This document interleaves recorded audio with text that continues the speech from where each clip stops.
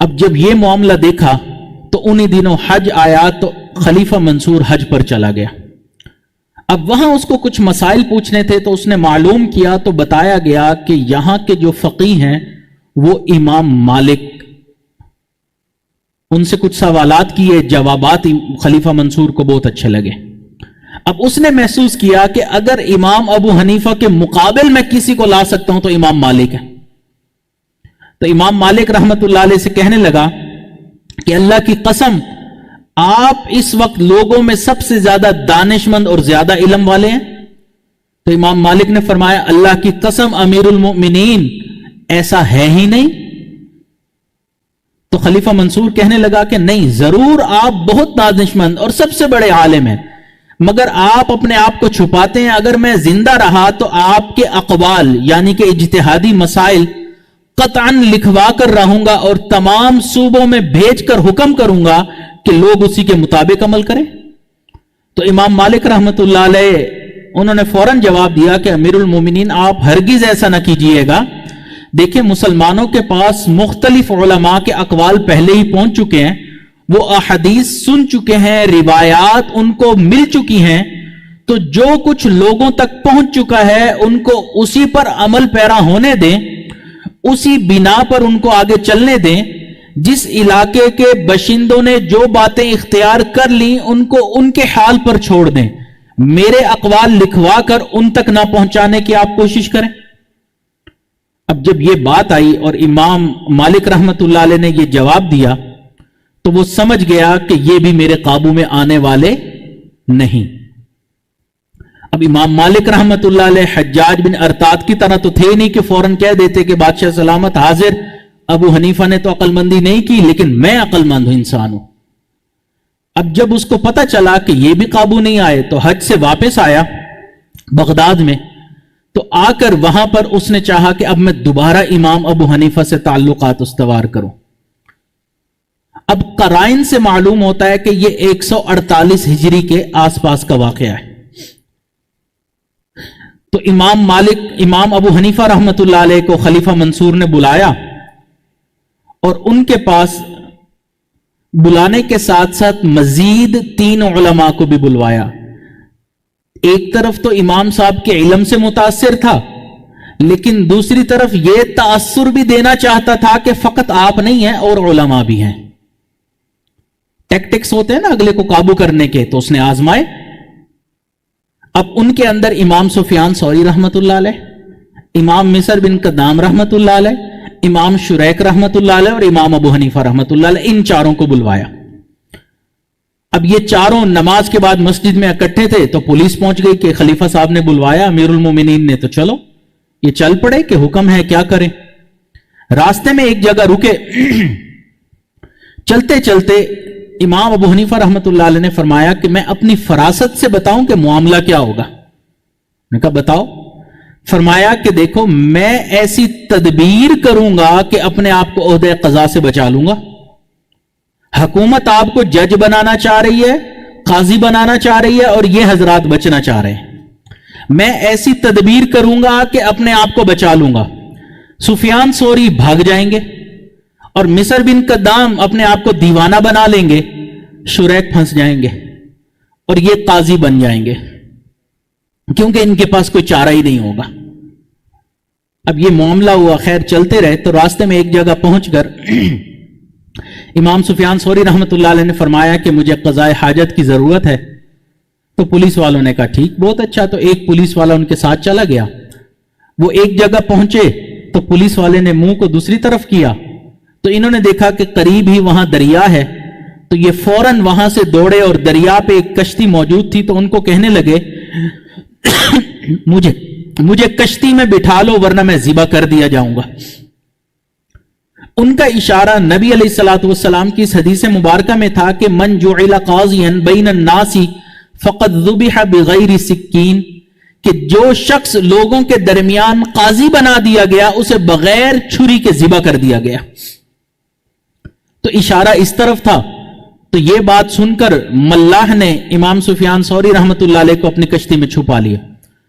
اب اس پولیس والے کو جو وہاں کھڑا تھا اس کو محسوس ہوا کہ وقت تھوڑا زیادہ ہو گیا, تو اس نے جو مڑ کے دیکھا تو وہاں تو وہ غائب, کہیں نظر نہیں آئے. ڈھونڈا لیکن کسی کو نہیں پتا چلا کہاں گئے. اب یہ ڈرے لیکن سوچا کہ چلو باقی تینوں کو لے جائے.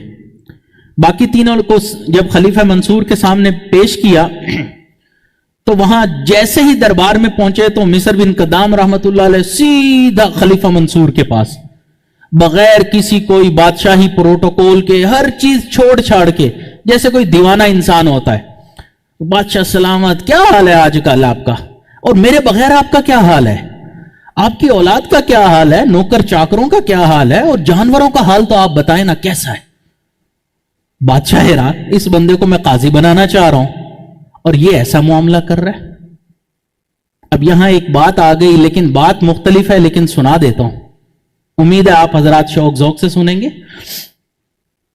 ایک آدمی بادشاہ بنا, چونکہ باپ بادشاہ تھا, یہ بادشاہ بنا. اب قابل تو نہیں تھا لیکن بن گیا. تھوڑا دیوانہ تھا, اسی قسم کی باتیں کیا کرتا تھا کہ آپ کا کیا حال ہے, جانوروں کا کیا حال ہے. تو جو دوسرے بادشاہ آتے وہ حیران ہوتے کہ بھئی یہ بادشاہ سلامت ہے اور کیسی کیسی باتیں کر رہا ہے. اب ایک دن ایک کسی بڑے ملک کے بادشاہ نے ملاقات کے لیے آنا تھا. اب یہاں کے وزراء اور مشیروں نے سوچا کہ ہمارے بادشاہ صاحب نے تو الٹا سیدھا بولنا ہی بولنا ہے, ان کی عادت ہے, لیکن اب ملک کی عزت ہے, کیا کریں. سوچ سوچ کے ان کے ذہن میں آیا کہ بادشاہ کے پاؤں میں ایک رسی باندھ دیتے ہیں, ڈوری باریک سی, اور وہ ڈوری پیچھے ایک کمرے میں ایک آدمی کے ہاتھ میں اس کا سیرا پکڑا دیتے ہیں. جب بادشاہ کوئی ایسی بات کرے گا جو نامناسب ہوگی, وہ بندہ ڈوری ہلائے گا, بادشاہ کو پتا چل جائے گا کہ یہ بات کرنے والی نہیں. بادشاہ کے سامنے یہ تجویز پیش کی, اس نے کہا ہاں بالکل ایسا کر لو, کیونکہ میں تو عادت کے مطابق کوئی نہ کوئی بات کر دوں گا, ڈوری ہلے گی مجھے پتا چل جائے گا, لیکن اگلے بادشاہ کو پتا نہیں چلے گا. اب خیر وقت آیا, دونوں آمنے سامنے بیٹھے, بات چیت شروع ہوئی. کیا حال ہے, آپ کے ملک کیسا چل رہا ہے, فوجیوں کا کیا حال ہے, اچھا آپ نے گھوڑے بھی تو پالے ہوں گے نا, ان کا کیا حال ہے, اور گھوڑے پھر وہاں پر لید کرتے ہوں گے, گندگی کرتے ہوں گے, تو ان کی صفائی وغیرہ کیسا انتظام ہے. اب وہ حیران, یہ بادشاہ کے پوچھنے والی تو بات نہیں ہے نا. تو اتنے میں پیچھے بندہ بیٹھا تھا, اس نے ڈوری ہلائی, بادشاہ سلامت چپ. اب دوسرا بادشاہ بیٹھا منہ دیکھ رہا ہے. وزیر سمجھدار تھا, وہ سمجھ گیا کہ بات کو سنبھالنا پڑے گا, تو کہنے لگا کہ ہمارے بادشاہ سلامت کا مطلب یہ ہے کہ آپ کے پاس گھوڑے ہیں, گائے, جانور, یہ سب چیزیں ہیں, تو وہ جب اس طرح کرتے ہوں گے تو آپ پھر ان کو کھاد بناتے ہوں گے, وہ کھاد آپ زمین میں ڈالتے ہوں گے, تو زمین کی فصل وغیرہ کیسے ہوتی ہوگی. اب کہیں نہ کہیں سے تو اس نے کور اپ کرنا تھا بات کو, تو وزیر نے اس طرح کور کیا. تو اس بادشاہ نے کہا یہ تو بہت اچھی بات ہے کہ آپ کو میرے ملک کی وزارت کے بارے میں پوچھنا, زراعت کے بارے میں پوچھنا تھا. تو وہ کہنے لگا کہ آپ تو بہت اچھی اچھی باتیں کرتے ہیں.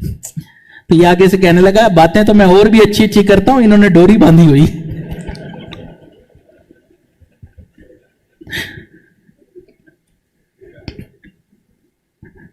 تو اس موقع پر امام مصر بن قدام رحمت اللہ علیہ نے بھی یہی دیوانہ انداز اختیار کیا.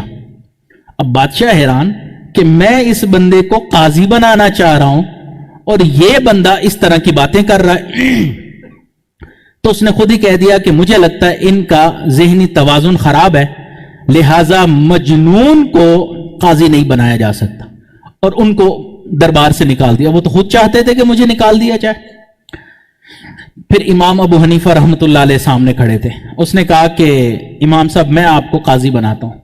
تو امام صاحب نے فرمایا کہ بادشاہ سلامت میں عربی نسل نہیں ہوں, اس لیے عرب کے معززین میرے فیصلے سے راضی نہیں ہوں گے. بادشاہ نے کہا کہ اس معاملے کا نسب سے کیا تعلق, یہ معاملہ تو علم کا ہے, اور آپ اپنے دور کے سرکردہ عالم ہیں, آپ سے بڑا عالم نظر نہیں آتا. تو امام صاحب نے فرمایا کہ آپ کوفہ والوں کی ذہنیت سے واقف ہیں. اس وقت تک میں ایک خوش باش انسان ہوں جو زندگی بسر کر رہا ہوں. کسی وجہ سے مجھے یہ عہدہ مل جاتا ہے, حکومت مجھے طاقت دے دیتی ہے, لیکن کوفہ والے مجھے قبول نہیں کریں گے. آپ مجھے وہاں قاضی بنا کر بیٹھیں گے. وہ میرے خاندانی حال سے جانتے ہیں کہ میرے والد ایک نان بائی تھے, خباز تھے, تو اب وہ دیکھیں گے کہ ایک قاضی ہے اور ایک نان بائی کا بیٹا ہے، تو اگر میں کوئی بات کروں گا تو وہ میری بات سے ایگری نہیں کریں گے، برداشت کرنا ان کے لیے مشکل ہو جائے گا، تو اس کی بجائے وہ اینٹ اور پتھر سے میرا استقبال کریں گے۔ اب امام ابو حنیفہ رحمۃ اللہ علیہ نے ایسی بات کی کہ وہ لاجواب ہو گیا، اس نے کہا ٹھیک ہے میں آپ کو بھی چھوڑتا ہوں۔ امام شریک کو فرمایا کہ آپ کو قاضی بناتا ہوں۔ اب وہ کہنے لگے کہ میں قاضی نہیں بن سکتا، میں ایک سودائی ہوں، میرا دماغ کمزور ہے۔ خلیفہ منصور کہنے لگا کوئی مسئلہ نہیں، مکوی ادویات اور مناسب مشروبات سے آپ اپنا علاج کریں، دماغ طاقتور ہو جائے گا۔ اور امام شریک پھنس گئے اور ان کو قاضی بنا دیا۔ اب وہ کوفہ کے قاضی بن گئے، لیکن اس کے باوجود امام ابو حنیفہ رحمت اللہ علیہ کو وہ پھر بھی مجبور کرتا رہا کہ آپ میری حکومت میں رہتے ہوئے قاضی ضرور بنیں گے۔ امام صاحب انکار کرتے تھے۔ پھر اس نے سوچا کہ شاید کوفہ کی جو قضا ہے وہ چھوٹی ہے، تو کہنے لگا کہ میں آپ کو کوفہ کے ساتھ ساتھ بغداد کا، بصرہ کا اور جو علاقے اس تمام صوبے کے تحت آتے ہیں ان سب کا قاضی بناتا ہوں۔ تو امام صاحب نے فرمایا کہ یہ بھی ممکن نہیں کہ میں اس وقت یہ جو چیف جسٹس کا آپ مجھے عہدہ دے رہے ہیں میں یہ قبول کر لوں۔ تو ایک عام جج سے چیف جسٹس جو جج ہوتا ہے اس کا عہدہ دیا گیا، لیکن چونکہ تما نہیں تھی امام صاحب نے اس کا بھی انکار کر دیا۔